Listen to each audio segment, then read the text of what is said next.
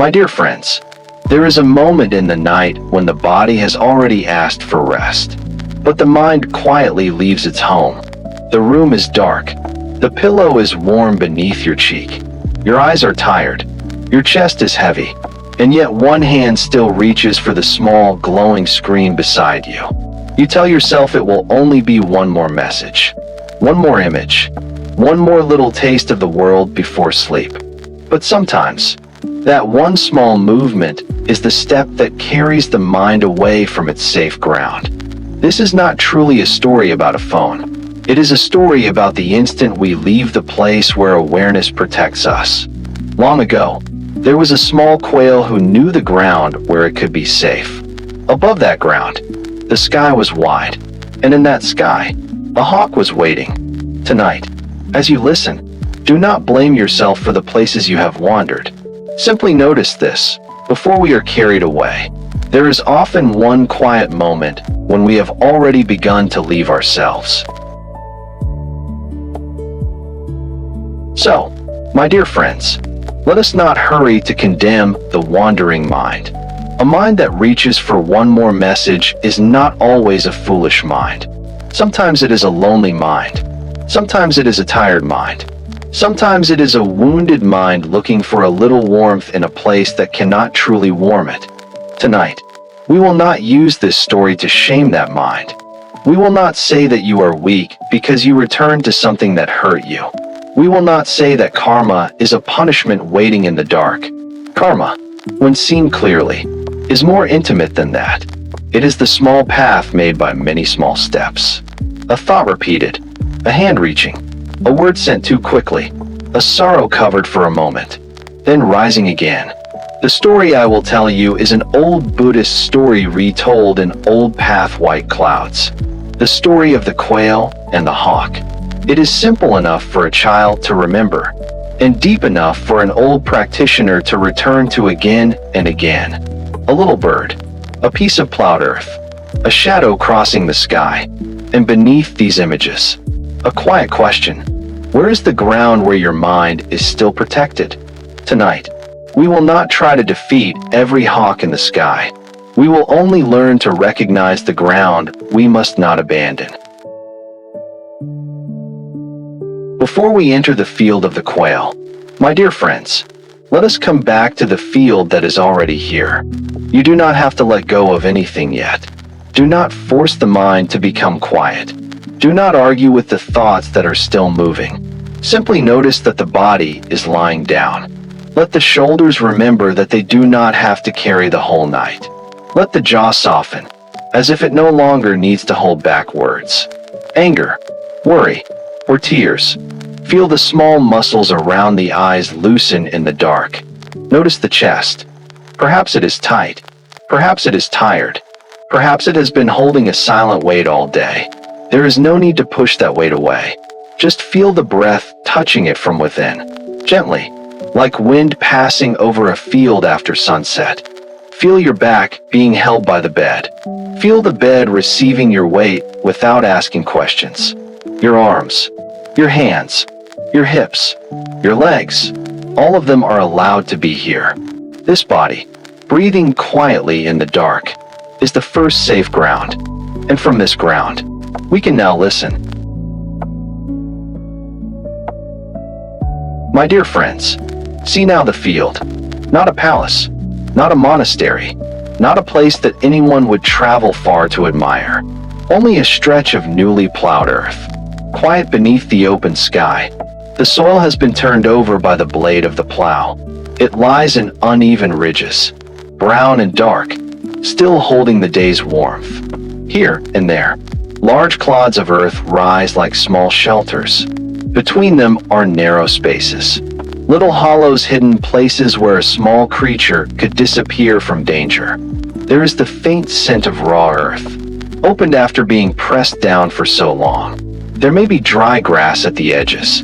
A low wind moves across the field and touches the loose dust. The sound is almost nothing, a soft brushing, a breath passing over the land. Above, the sky is wide, too wide. For a small bird, the sky can look like freedom. But the sky also belongs to wings larger than its own. And on that field, there was a little quail. It was not powerful. It did not have the sharp eye of a hunter or the talons of a hawk. Its safety was not in strength. Its safety was in knowing the ground, the ridges, the clods, the narrow openings, the humble places where a small life could be protected. My dear friends, this is why the image is so deep. The safe ground does not always look impressive. Sometimes it looks like ordinary earth. Sometimes it looks like your own breath. Sometimes it looks like the simple decision not to go where your mind becomes lost. The quail's field was not beautiful in the way the sky is beautiful, but it was faithful. It knew how to receive the small body. It knew how to hide what needed protection. It knew how to keep a fragile life close to the earth. And in this story, everything depends on whether the quail remembers the ground beneath it. On that field, my dear friends, the little quail lived close to the earth. It was not a foolish creature. Let us be careful here. The small are not foolish because they are small. The vulnerable are not guilty because the world contains danger. The quail knew something the hawk did not know. It knew the language of low places. It knew how the broken clods of earth made shadows. It knew where the ridges rose, where the soil opened, where a body no larger than a folded leaf could vanish. Its wisdom was not the wisdom of height. It was the wisdom of nearness. The quail belonged to the ground. Its feet were made for the furrows. Its small chest rose and fell close to the scent of soil. When the wind moved across the field, it did not need to conquer the wind. It only needed to feel where the earth received it. And yet, even a creature that knows its ground can forget. There are moments when the open space beyond the safe place begins to call. Not loudly, not like a command, more like a soft brightness at the edge of attention. A little farther, a little more.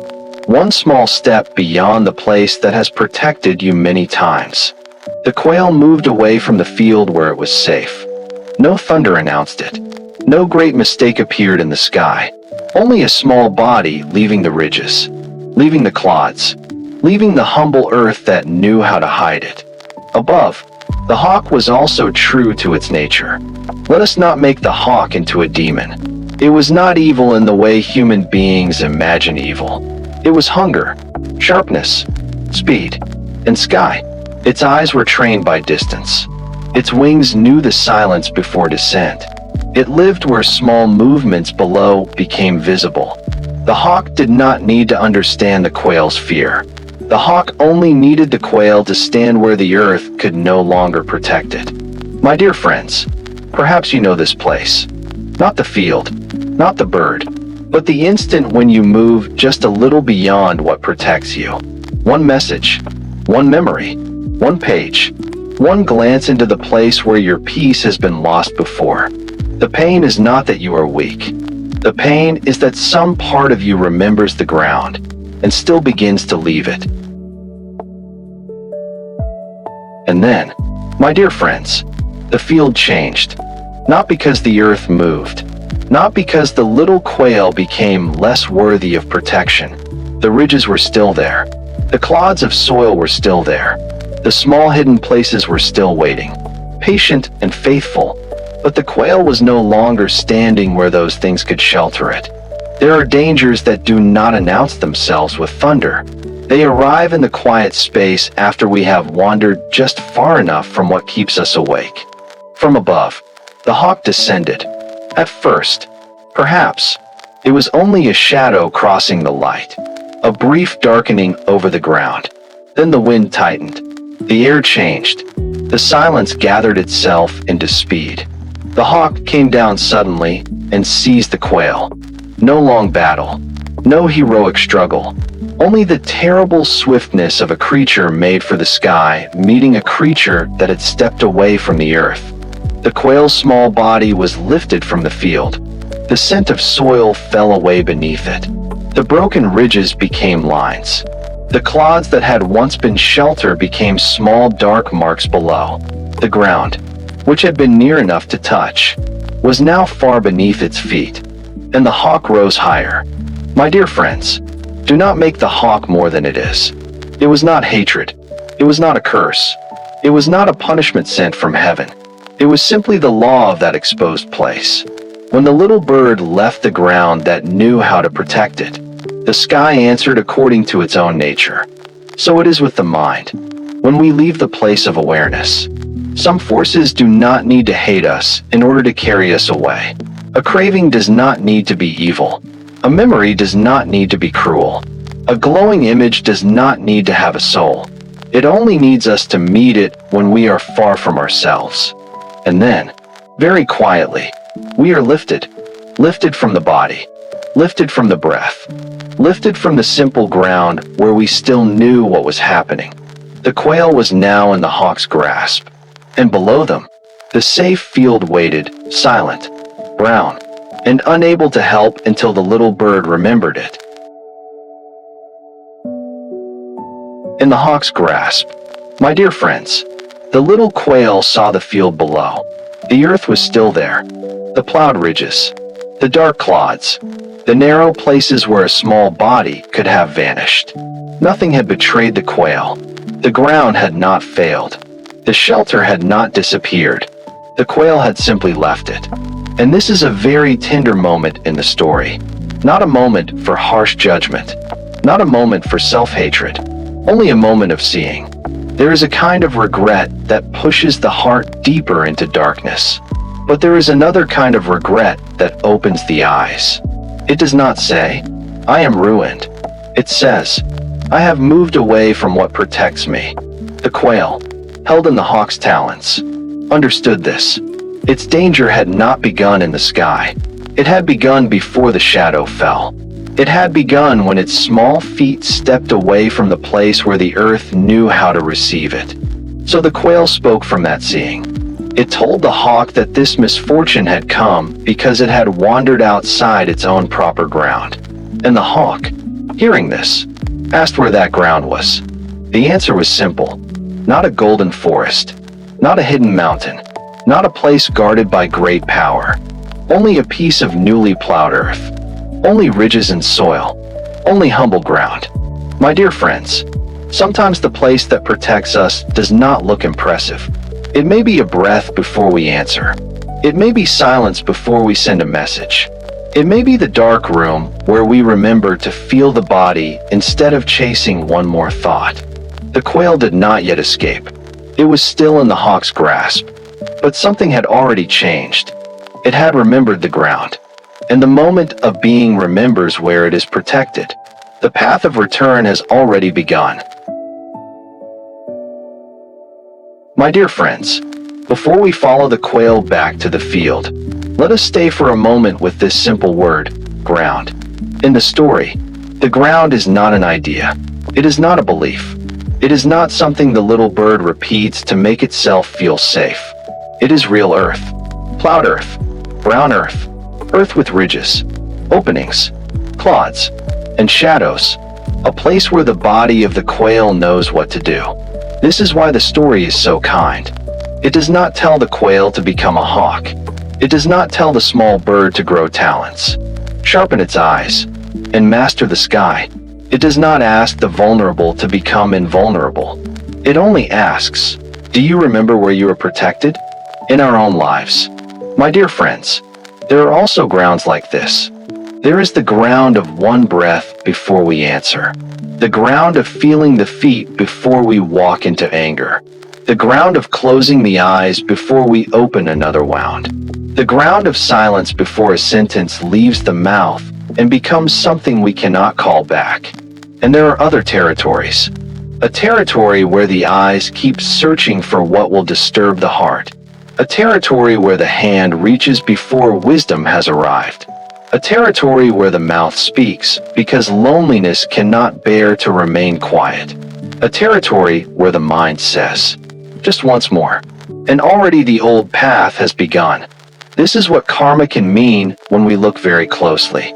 Not a judge in the sky, not a punishment waiting for us, but a path made by repetition. A thought walked many times. A gesture repeated until the body learns it. a sentence sent too quickly, a desire fed each night until it knows the way to our hand before we do. The path becomes familiar, and because it is familiar, we mistake it for ourselves. But it is not the self, it is only a path. And a path, my dear friends, can be seen. A path can be paused before the next step. A path can be left, not by hatred, but by remembering another ground. So when the quail speaks of the plowed field, it is not merely naming a place. It is naming the difference between being carried away and being held, between panic and protection, between the sky where the hawk is strong, and the humble earth where the small bird still has wisdom. Perhaps tonight, your practice is not to conquer the sky. Perhaps it is only to remember the ground. And so, my dear friends, the hawk carried the quail back. Not because the hawk had become gentle, not because the sky had changed its nature. The hawk was still the hawk, wing, hunger, distance, and force. But it had heard the small bird speak of a place where it could not be easily taken. So the hawk descended, lower and lower. The field rose again into view. What had been far beneath the quail became near. The brown ridges returned. The broken clods of soil became large once more. The narrow hollows, the little shadows, the quiet openings in the earth. All of them waited as if they had never blamed the bird for leaving. This is the mercy of true ground. It does not ask, "Why did you go?" It does not say, "You should have known better." It simply receives what returns. The hawk released the quail back onto the plowed field, and before flying away, it warned the little bird that it would not be spared a second time if it were caught again. Then the hawk rose. The air moved after its wings. The shadow lifted, and the little quail stood once more on the earth it had named. My dear friends, there are moments in life like this. After the message has been sent, after the night has been lost, after the anger has burned through the body, after the old path has led us, once again, to the same tired place. And somehow, morning comes. Somehow, the body is still breathing. Somehow, there is still a floor beneath the feet, a bed beneath the back, a breath waiting quietly in the chest. Life returns us to the field more often than we deserve, and more gently than we understand. But returning is not yet awakening. The quail was back on the ground. Yes, but now it had to remember where to stand. It moved toward a large clod of earth, not toward the open space, not toward the exposed place, but toward the humble shelter that had been there all along. And this time, the little bird did not forget the ground. Now, my dear friends, the little quail stood again on the plowed field. The ground beneath it was no longer just ground. It was memory. It was protection. It was the wisdom of a small body that had learned where it could live. The quail did not run wildly across the open space. It did not try to fly higher than the hawk. It did not pretend to have become something other than itself. It climbed onto a large clod of earth. A humble thing, brown, heavy, unbeautiful, a piece of soil hardened by sun and weather, left behind by the plow. But to the quail, it was not merely dirt. It was shelter. It was position. It was the difference between panic and intelligence. From there, the little bird called to the hawk. It challenged the hawk to come down and try again. Now listen carefully. My dear friends, this was not the courage of hatred. This was not revenge. This was not a small creature dreaming of becoming a predator. It was the courage of knowing the ground. Above, the hawk heard the call. Its wings tightened. Its body gathered into a single line of force. Anger rose in it, and with that anger came speed. The hawk folded its wings close and dropped from the sky with all the strength of its nature. The air split around it. The field held still. The quail waited until the right moment, then slipped beneath the large clod of earth. Only a small movement, only a returning, only the wisdom of entering the shelter that had always been there. The hawk struck the earth with the full force of its descent. It did not catch the quail. Its own speed met the hardness of the clod, and the blow destroyed it. Then the field became quiet again. Dust settled. The sky opened, and beneath the shelter of the earth, the quail was alive. My dear friends, the quail did not become stronger than the hawk. It simply returned to the ground where the hawk could no longer rule. This is a deep teaching. Do not meet every craving in the place where craving is strongest. Do not meet anger at the sharp edge of the tongue. Do not meet loneliness in the old doorway that has wounded you before. Return first. Stand where awareness can protect you. The old force may still descend, but when you are no longer exposed, it loses the power it once had over your small and precious life. My dear friends, after telling such a story, a wise teacher would not ask us to hate the hawk. Hatred is also a kind of sky. If we hate the hawk, our mind is already flying upward again, leaving the earth beneath our feet. The teaching is quieter than hatred. It is more practical than fear. The teaching is to know the field. In the old way of practice, we speak of guarding the 6 sense doors: the eyes, the ears, the nose, the tongue, the body, and the mind. These are not prison gates. They are not walls built against life. They are the small openings through which the whole world enters us. A color enters through the eyes. A voice enters through the ears. A taste, a smell, a touch, a memory, a thought. Each one arrives like a visitor at the edge of the field. If mindfulness is present, we can receive the visitor with wisdom. We can know, this sound is stirring anger. This image is feeding craving. This memory is pulling me away from the breath. This thought is asking me to leave the ground. But when mindfulness is absent, the doors stand open in the dark. The eyes chase. The ears burn. The tongue prepares sharp words. The body tightens. The mind runs ahead, making a whole world out of one small spark. This is what the old teachings call the territory of Mara. Do not imagine only a monster outside you. Mara is also the ancient pull of forgetfulness. Mara is the force that says, go a little farther, look a little longer, answer now, feed this anger, follow this desire, leave the ground just one more time. And so, my dear friends, guarding the sense doors is not a punishment. It is tenderness. It is the hand that quietly turns the screen face down when the heart is too tired. It is the breath before the reply. It is the soft closing of the eyes when the mind has seen enough. It is knowing that not every open door is freedom. The quail survived because it returned to the field where it could be protected. And we, too, survive many inner storms by returning to the simple field of awareness. One breath, one pause, one remembered ground. My dear friends, the field of the quail may seem far away from your room tonight, but the mind still leaves its ground in very small ways. Sometimes it leaves through the eyes. A screen glows in the dark, and the eyes follow one image. Then another, then another. The body is tired, but the eyes keep walking. The breath grows shallow. The chest becomes restless. What began as rest becomes a quiet form of being carried away. Sometimes the mind leaves through the hand. There is a message you know should wait until morning. A name that still opens an old wound.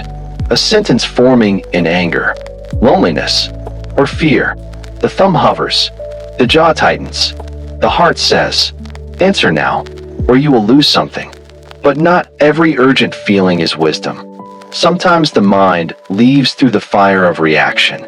A voice, a headline, a comment, a memory. Something sharp enters through the eyes or ears, and suddenly the whole inner world is burning. The body leans forward. The breath shortens. The old self rises, ready to strike, defend, explain, prove. This is how the hawk appears in modern life. Not always as a bird in the sky. Sometimes as a glowing image. Sometimes as a sentence we should not send. sometimes as the familiar place where our peace has been lost before. But remember, my dear friends, the phone is not the hawk by itself. The message is not the hawk by itself. The world is not the hawk by itself. The hawk appears when we meet these things without awareness. So before you ask whether you are strong enough, ask more gently, where am I standing? Am I in my body? Am I with my breath? Am I on the ground that protects me? And if not, return before you answer. Return before you follow. Return before you fly. So tonight, my dear friends, do not make a heavy promise. Do not say, I will never be caught again. Do not say, I must become stronger than every hawk. Such promises can become another kind of burden. Simply return. If the screen is still glowing beside you, let it grow dark. If the hand is still tense, let the fingers soften. If the jaw is still holding the words you did not send, let the mouth rest. Feel the bed beneath your back. Feel the quiet weight of the body being received. This, too, is ground. The quail did not need to own the sky. It did not need to defeat the whole world of wings and hunger. It only needed to remember the field, the plowed earth, the humble shelter, the place where a small life could be protected.